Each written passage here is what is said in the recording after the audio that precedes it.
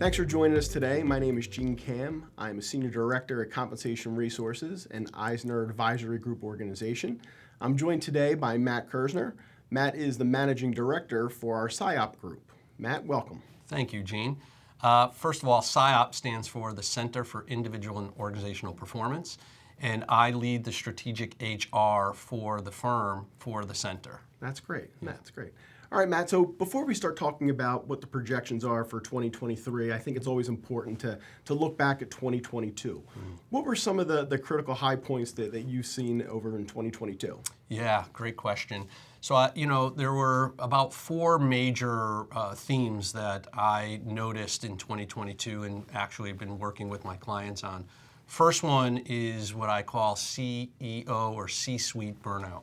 We won't normally hear a lot of this, but through my executive coaching, I'm hearing a lot of stress coming from the executives because of what they were dealing with in the middle of 19, 20, 2021, and it really came out in 2022, right? There were problems with supply chain issues, there were problems with labor, and we'll get into those. So that, C-suite burnout was one of the major pieces that I saw in 2022.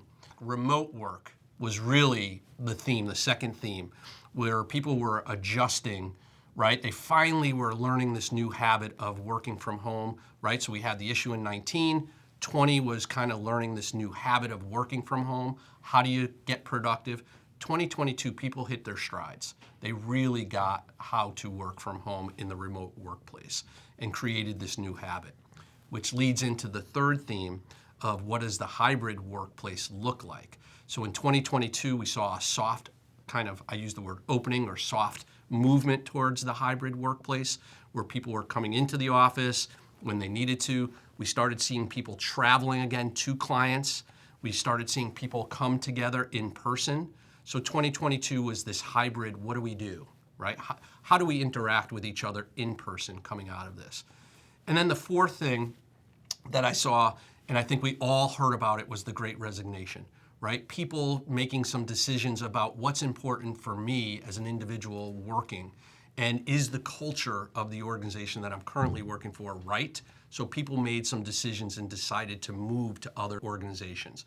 They wanted more of a remote work or a hybrid work, or they were changing industries altogether because of what they've experienced in 2021 and parts of 2022. Got it.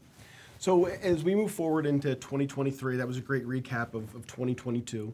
What are the things that you talked a little bit about CEO burnout and C-level burnout? Yeah. What are some of the things that are keeping your HR professionals up at night, your CEOs up at night, your CFOs up at night? Yeah, good question. So first of all, it's probably 4 o'clock in the morning is the witching hour for a lot of them, right? Where things are popping in their minds of what's going on. So on the executive side, think of what happened in 2022, which created some of this burnout, or 2021, 2022, right? Supply chain issues, not getting what you needed to get to actually deliver the products and services to your clients. That's extremely frustrating because it hurt their bottom line, it hurt the morale of the organization because people were stuck doing what they were doing. Also, depending on the organization that CEOs and C-suite was leading, where's their work? Where's their workforce, right? They were dealing with how do we motivate, manage, and keep our employees engaged when, one, the Great Resignation, people are leaving, and how do I replace them? And number two, how do we keep people, I'm going to use the word engaged. So that was a big piece. The HR folks that felt the stress and burnout was they were getting pressure from the executives to fill positions, create new policies because of the COVID and the hybrid and the remote work, as well as HR folks might have also gave notice and left, and new HR folks were coming in. So you had this culture of learning, growing, developing, and frustration of being able to execute in order to meet the needs of your investors, your board, right? I'm talking the executives here. Yeah. Very stressful, and they were trying to figure out when is the end. Yeah. I think you're making some very great points, especially when you start talking about that people dynamic and that people aspect of everything. From our clients' perspective, what we saw is a lot of compensation issues, that fight for retention and how do I attract and retain employees on the long-term basis, and how does compensation factor into that? So all of those things came into play, absolutely, and are still at the forefront, I think, of what's keeping a lot of executives up at night. Yeah, I mean, think about this, right? 2022 was the year of the employee, right? Where the C-suite executives usually like to maintain control, manage the P&L. But when they were trying to do these things and you didn't have, like I said, the supplies or stuff or inventory or doing the goods for the services that you provide, you also didn't have the people. Or when you had the people, you felt very uncomfortable. Are they going to stay? And then when you gave notice, or if somebody gave notice through the Great Resignation, leadership felt that their backs were against the wall. Think about compensation. What is it going to cost me to keep people? And that also increased the cost of doing business. And when we advised our clients, what we told them not to press the panic button, right? You don't want to just automatically increase your fixed expense. Let's look at variable pay practices and that type of thing. So we did a lot of implementations on that side. Yeah, in my executive coaching, I use the term pop it in neutral. Right? Let's pop it in neutral, take a breath, right? Let's take a step back and do some strategy of how you want to handle these things. Let's not punt. Right? Which can cause bigger problems. And what ties that together too is kind of that workforce and that culture and that environment and being back to the office, as you had mentioned. You're seeing a lot of our clients really return to work, so to speak, on a full-time basis. Do you foresee that really going through full tilt as we go into 2023? Are you talking about the hybrid work environment, people coming back and yeah, this is going to be a very interesting thing, right? People are asking me all the time, especially when I'm visiting locations or doing some coaching with executives. They're asking me what is happening out there and how other people are accepting the hybrid work environment. We're in January. It's very new, right? I tell people all the time, and there is a debate of how much it takes to learn a habit. And think about it. In 2019, when the world came to a halt, right? And they said it's only going to be 2 weeks, right?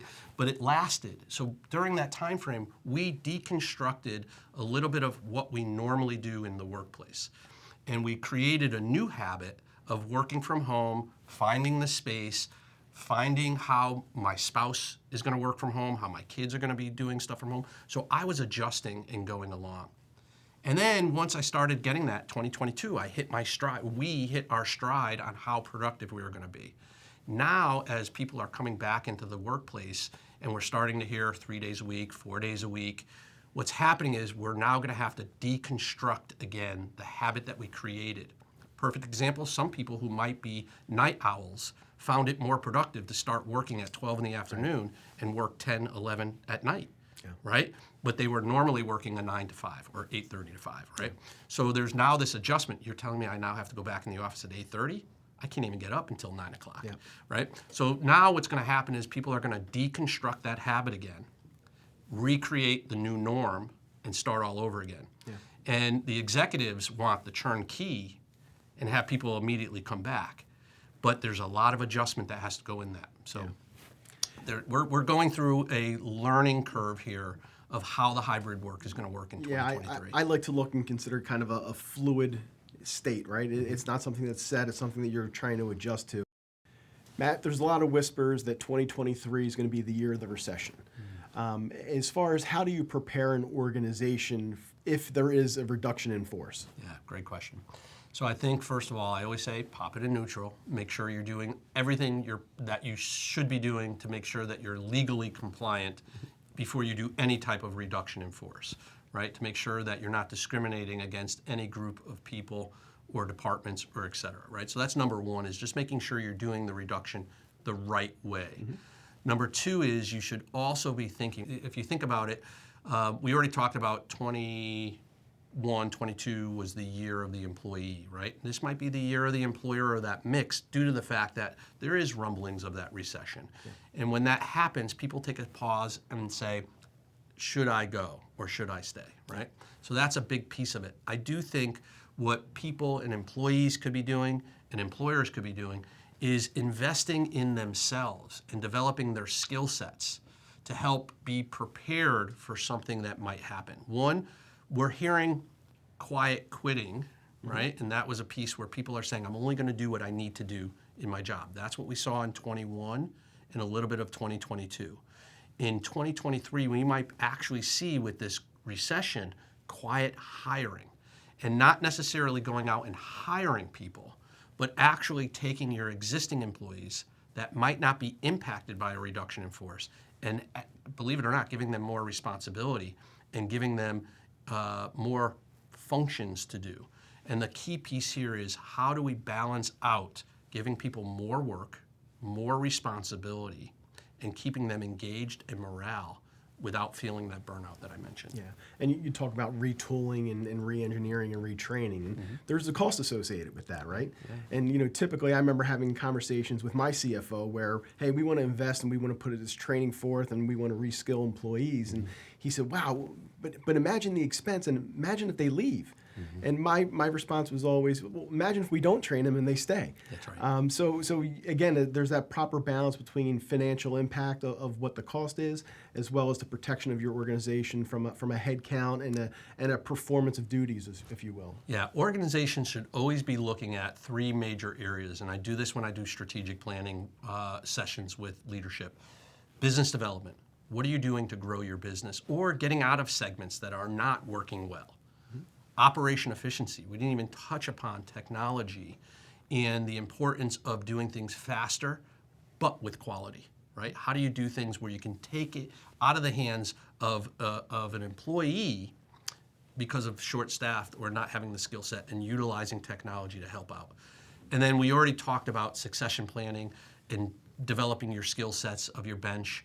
That's the people side. Yeah. So if organizations in 2023 really focus in on businesses that they're in or want to get out of, what can they do for operation efficiency to do things better, faster, with quality, but cost control, and continuously developing your people? Even if there is a reduction in force, even if there is a recession, you still have to be able to take a step back to have that competitive edge. Yeah, and you talk about reduction in force and the impact that plays on human resources. You and I both have 20 plus years of corporate human resources experience, and I know from dialogue that you and I have both lived through going through reductions in forces, and they're not pleasant, and they're not fun.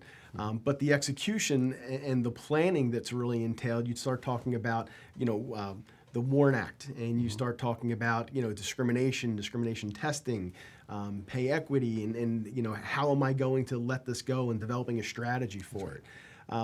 Some of those things that HR professionals may not have had to deal with if they're younger in their career. That's correct. So as you go through that, what advice would you give a head of HR? Yeah, great. Everything that you mentioned, what I would say for advice and counsel is understand your workforce.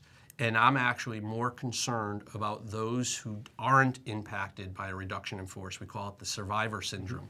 And how do we keep them motivated and keep their morale up so they don't think, what is next? Right. Am I next? Right. Is this going to happen again?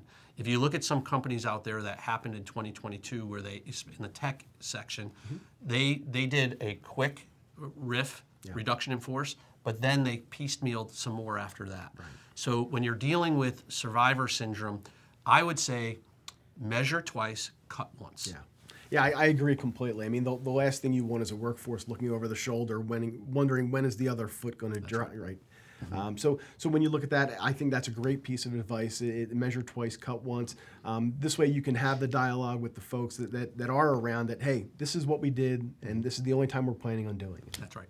And I think the last piece here is frequently asked questions for middle management, because employees aren't naturally going to have a ear to the C-suite and express some of those concerns. So really training and educating middle management about why you're doing a RIF and what is the frequently asked questions, and making sure that everybody is answering the same way. Perfect. You're coming out of the Great Resignation. I think you made some terrific points earlier about the Great Resignation and the powers with the employee. And with the economy and where I believe we're going to be going, I think there's going to start to see a shift and head back towards the employer. Do you see that occurring, and how do you think that's going to implicate retention of employees and attraction of employees? Yeah.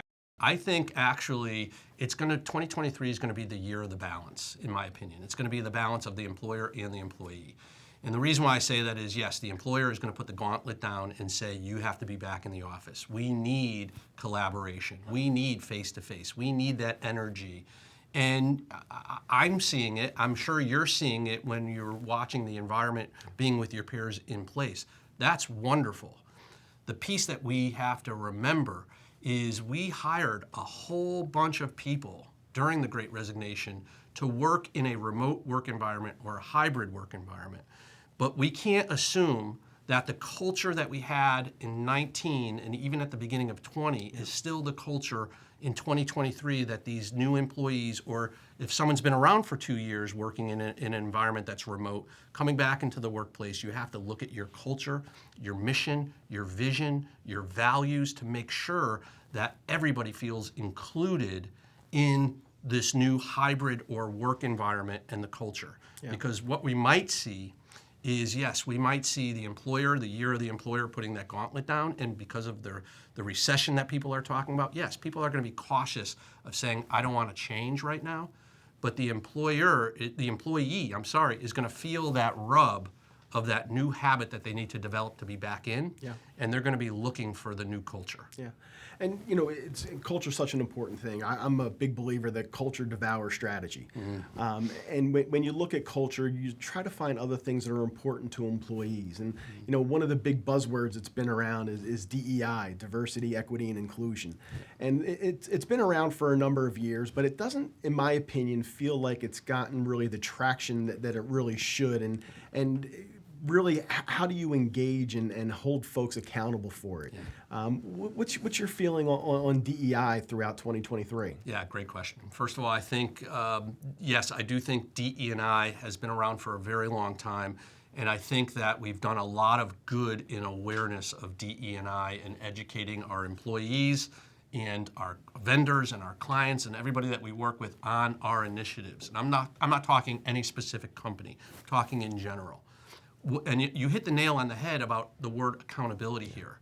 And I think what we're going to see in 2023, in order to see D&I actually stick and actually make movement, is that the executives and middle management need to be held accountable for the DE&I initiatives. Yeah. So very much like the performance metrics that we would be looking at for revenue, for operation efficiency, for succession planning, just moving the needle on goals. Yeah. We have to have very measurable goals on our DE&I initiatives and how our executives are being held accountable, and that has to be baked into the SKIs, the goals, right? The performance process, and how they're being compensated needs to be related into those areas. Yeah, and it's so true. And what we see on our side is we're designing long-term incentive plans, we're designing annual bonus plans, where DE&I has become really an initiative and a measuring stick. It's what are the quantitative results that you're getting, how are you driving it,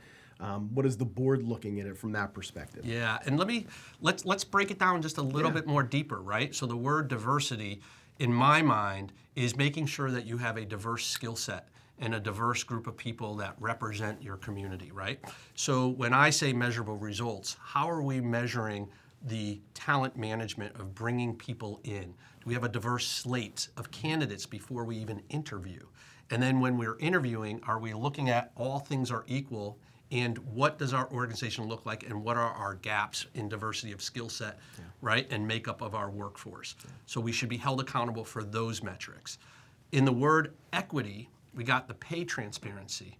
So how does leadership work with HR compensation or do compensation studies to make sure that we are not in a, I'm using the word pickle, right, that we are not being discriminatory in how men are being paid versus women, people of color. We can, all those things, I think that's another metric on the equity side.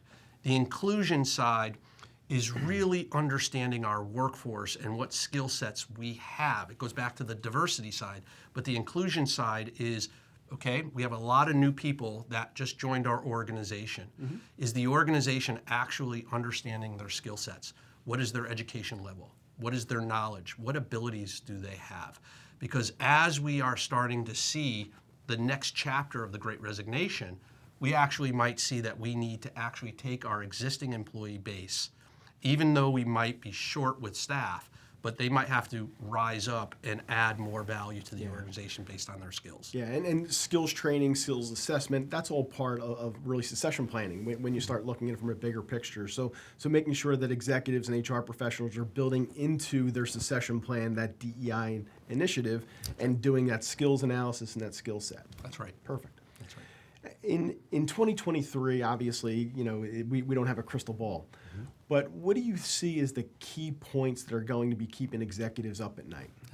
So in 2023, it's going to be, do I have my executives in place? Do I have my right-hand person and my left-hand person in place? Do I have the right people, the right talent to make sure that we can execute on what we need to do? So bench strength and succession planning, you said it, is going to be number one in 2023. Also in 2023, we're going to have to look at our landscape of our employees. And I'm talking demographics of age. And one thing that we're starting to see for some statistics is people from the ages of 65 and older, and actually we're starting to see 65 to 74, and we're starting to see from 75 and above sticking around in the workplace and actually coming back to work.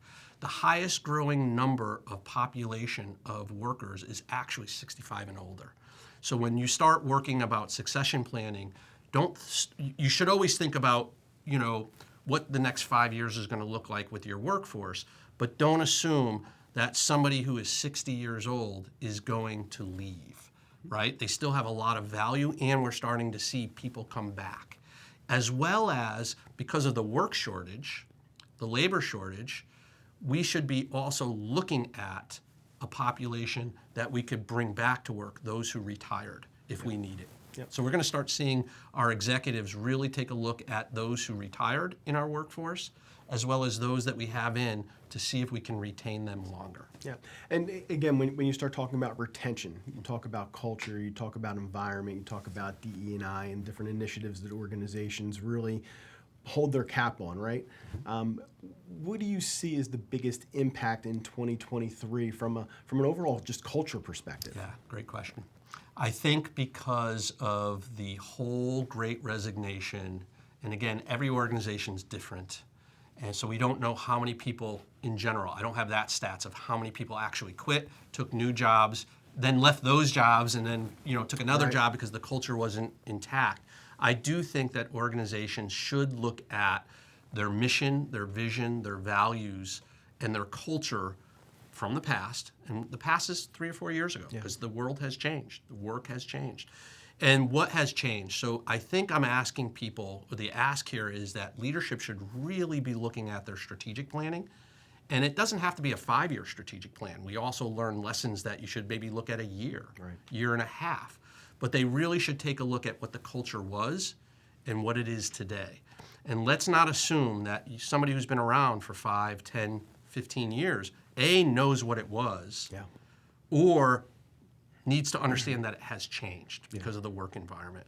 So I do think that leadership should take a look at those, revisit, rechange if need be. And as people come back, it's a new year. I always use the term get back to basics. I think there should be a general orientation for not only new employees or employees that are new since the era of COVID, but take everybody and level set. So not only existing employees, but new employees could learn together what the mission, vision, and values are. So we're level setting all at the same time. I think that's a great point. It's a great idea, especially when dealing with clients over the last 2.5 years. Culture went out the window. People were working from home. There was less importance on culture, on work environment. And I think where organizations may have gone by the wayside is that they lost that vision or they lost that mission of what we're trying to accomplish. So I definitely think it's important to capture that. So there is one more, I think, theme that's going to happen in 2023. And I think it's important to mention because I know it impacted me and I know it impacted a lot of people. And that is, and I think organizations can do a better job at educating people on some of the benefits that could help.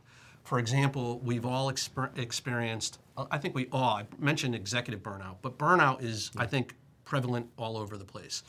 So I think if we can educate people on mental health, your physical health, your financial health, as a person working not only here, but how do we secure ourselves to take care of our family, our community? So I think in 2023, there needs to be a focus. This is more HR, and what HR leadership can do is making sure that there's not only awareness, but there's initiatives. So I think, first of all, awareness is a big piece. So I think HR professionals should work with leadership to figure out what they currently have to offer, right? So through employee assistance programs or the medical benefits or whatever 401k you're offering, what education can you provide and resources you can provide your organization? And I'm not just talking reading material. If you're now back in the workplace and you're trying to get some collaboration, bring some vendors in. Right? Maximize your use of your vendors to really educate, and then run some initiatives, right? Gym memberships, or having a contest for just overall health. And those type of initiatives is really where I'm going with.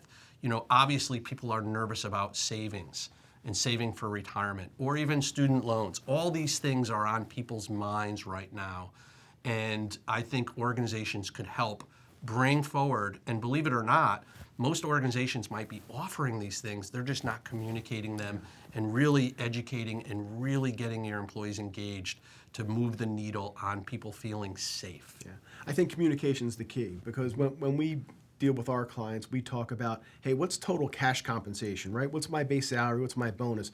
But when you start looking at the total compensation package, you start including the benefits and the health and the wellness and the 401k.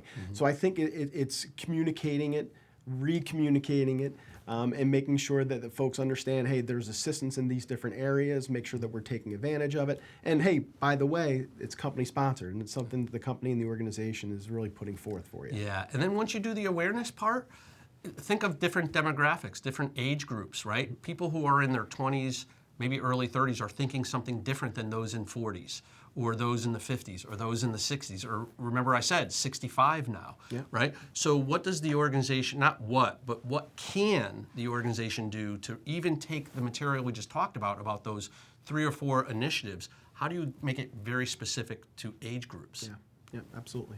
So as we conclude today, Matt, I first want to thank you, but would love to get your final thoughts on hey, this is what we're going to really see as the hot topic in 2023. Final thoughts. Yeah, so it's almost like going back to the beginning, right? So number 1 is really taking care of the health of your executives, right? It's almost like being on a plane. You have to put the mask on yourself first before you can put it on others. So the CEOs and executives need to take a step back, maybe take a look on how they can support each other, right? Break down those silos and departments and communicate and work together as an informal group or formal group to tackle some of these issues. So I think CEO, C-suite burnout, there needs to be an initiative to get the group to support each other to reduce some of that pressure, right? And it's also okay for CEOs and executives. I say CEOs because I always say the leader has to lead by example, to have a balanced life. It shouldn't all be about work. It should be family, friends, exercise, spirituality, right? All these things to be balanced. And I think if the executives can focus in on themselves and learn on how to do that, they're going to come across where other people are going to feel that. And that's going to kind of low down, the temperature a little bit in the workplace. So I think that's a big initiative for 2023, as I mentioned. Another final thought on DE&I is finding a way for that accountability, right? Getting these initiatives built into your performance culture. Another big takeaway is culture, right? Reviewing your culture and making it an environment where people feel very comfortable and aligned on where the organization wants to go. So culture is going to be very important, and that's going to slow down the resignations and build retention and get us back on course on being the most strategic, competitive organization that you possibly can be. Fantastic. Thank you so much today, Matt. I appreciate it. For Matt Kersner, I'm Gene Cam. Thanks, and have a great day. Thank you.